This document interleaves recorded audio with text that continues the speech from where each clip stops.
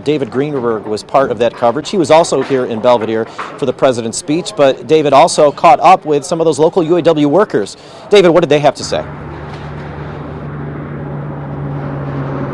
Eric, they were simply overjoyed. Just speaking with multiple union members at the event today, they feel like they got more than they could have ever thought possible when that plant idled roughly 10 months ago. Thinking of all that new investment that's coming in, like you just heard President Biden talk about, $5 billion specifically coming in from Stellantis.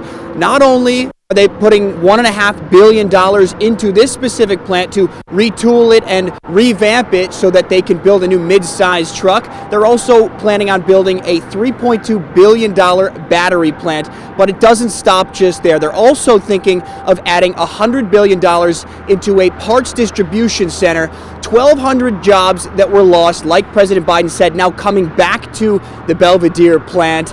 1,300 new jobs for that battery plant, and so many more for that part distribution center. One woman that I spoke to today says she's emotional with how everything went. I'm happy. I'm glad. I have a smile on my face. I'm sorry I'm getting emotional.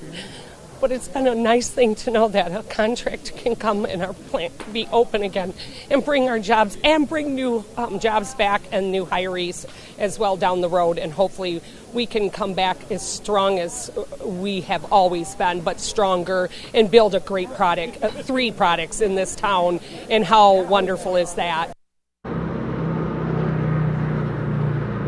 And she wasn't the only one who was emotional at today's event. So many of them finally being able to go back to the plant and being able to provide for their families once again. I had the chance to speak with local UAW 1268 President Matt Franson.